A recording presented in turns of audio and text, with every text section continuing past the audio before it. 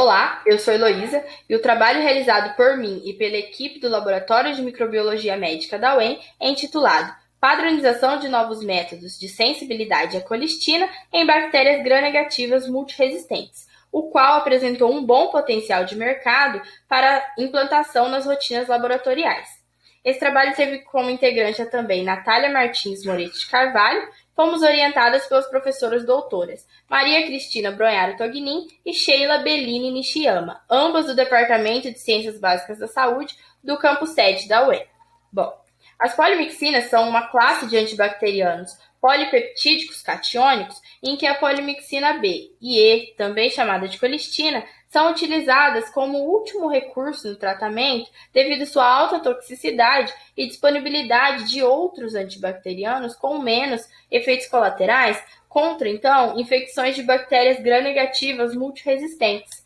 em que atuam no lipopolissacarídeo presente na membrana externa desses micro-organismos. Então, esses casos de resistência mostram a importância da realização de testes de susceptibilidade a esses antibacterianos em uma rotina diagnóstica. E os testes convencionalmente utilizados são os automatizados, o Kirby-Bauer e o E-teste. Porém, eles apresentam uma baixa sensibilidade às polimixinas e, portanto, muitos erros. Dessa forma, os comitês EUCAST, BRCAST e CLSI sugeriram a utilização da microdiluição em caldo como teste de susceptibilidade padrão ouro às polimixinas. E embora então a microdiluição é considerado teste padrão ouro, é inviável a sua realização em um laboratório de rotina devido à alta complexidade de execução e custo, porque os materiais utilizados não são frequentemente encontrados em um laboratório de rotina, portanto deverão ser comprados. E apresenta também divergências dos pontos de corte da MIC pelos próprios comitês, sendo a MIC a concentração inibitória mínima do antibacteriano. Então, devido a esses problemas e dificuldade de detecção de sensibilidade às polimixinas em um laboratório de rotina, é necessária a padronização e validação de novos testes, com a maior praticidade e confiabilidade, para uma melhor eficácia terapêutica.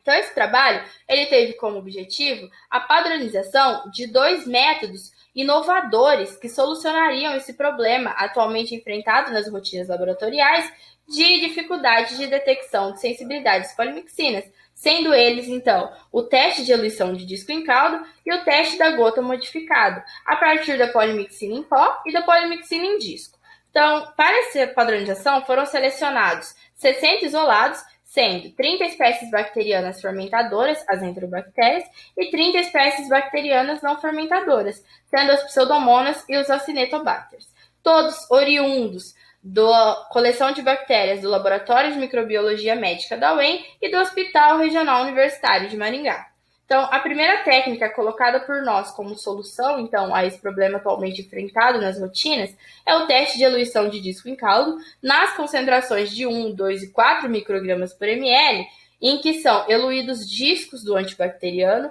em caldo Miller-Hinton com cátions ajustados. E, posteriormente, é colocada uma alíquota de suspensão bacteriana do isolado referente à escala 0,5 de McFarland dentro desses tubos. Esses tubos, então, são incubados e posteriormente interpretados a partir da turvação do meio, utilizando a MIC. Utilizamos a MIC estabelecida pelo BRCAST no valor 2, em que uma MIC menor ou igual a 2, o isolado é considerado sensível, e maior ou igual a 2, ele é isolado resistente, mostrando, então, a facilidade de interpretação desse teste. A outra técnica colocada por nós também como solução é o teste da gota modificado a partir do antibacteriano em disco e em pó, nas concentrações de 12 e 16 microgramas por ml, em que a solução do antibacteriano a partir do pó é obtido a partir de pesar, dissolver o pó em água, depois o filtrar e diluir até obter-se essas concentrações por nós sugeridas, e do disco nas mesmas condições do teste de eluição. Então, feito isso, são colocadas alíquotas em forma de gota em triplicata em uma placa contendo agar Miller-Hinton, previamente semeada em 3 planos, com a suspensão do isolado, também referente à escala 0,5 de McFarland, e essas placas, então, são incubadas e depois interpretadas a partir da formação do halo, em que Quando há a formação de um halo com bordas bem definidas, o isolado é considerado sensível, e quando há a formação de um halo com microcolônias dentro, ou então a não formação de halo, o isolado é considerado resistente. Mostrando também que não há diferenças entre a utilização da solução do antibacteriano a partir do pó e do disco, sendo mais prático a utilização a partir do disco. E mostra, então, a outra facilidade de interpretação dessa técnica. Então, como estávamos buscando validar esses novos testes para solucionar esses problemas e calcular a concordância categórica para depois estabelecer os benefícios, realizamos a microdiluição em caldo, em que obtivemos 22 isolados resistentes e 38 isolados sensíveis, e utilizamos o ponto de corte de Mick, também estabelecido pelo BRCAST, no valor 2.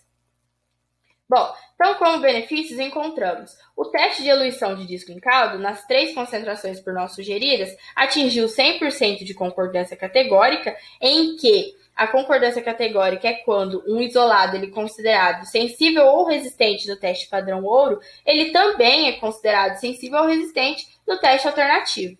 mostrando então benéfico a técnica na utilização. Além disso, o teste da gota modificada na concentração de 16 microgramas por ml obteve-se 95% de concordância categórica e 14% de falsa sensibilidade, em que é considerado quando o isolado ele é resistente no teste padrão ouro e sensível no teste alternativo.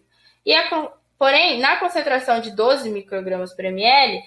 elevamos essa concordância categórica a 100%, então mostrando aí que essa técnica também é benéfica de utilização, já que apresentou os mesmos resultados do teste padrão ouro e é uma técnica mais prática de ser executada. Então, quais seriam os potenciais de mercado e diferenciais competitivos desses testes por nós colocados como solução? O menor custo, devido aos materiais encontrados serem frequentemente encontrados em um laboratório de rotina.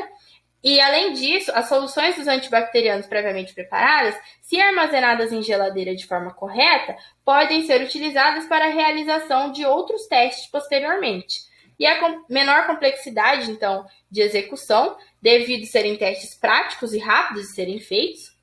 e que não demandam uma técnica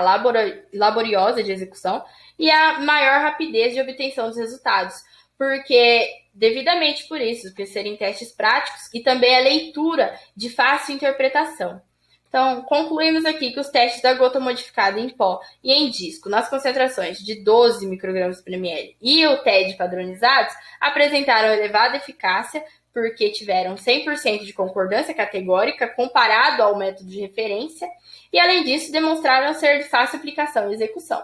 Essa tecnologia se encontra em estágio de desenvolvimento para laboratório, porque foi visando solucionar o problema de dificuldade de detecção de sensibilidades polimixinas em uma rotina diagnóstica e mostraram que são técnicas facilmente serem implantadas que elas solucionariam esse problema. Então, agradeço aqui ao CNPq pelo apoio financeiro, ao UEM e ao NIT pelo apoio institucional e ao pelo fornecimento de isolados, e toda a equipe do Laboratório de Microbiologia Médica da UEM ao auxílio na execução desse projeto. E aqui são os nossos contatos institucionais: Laboratório de Microbiologia Médica da UEM, o da professora doutora Maria Cristina,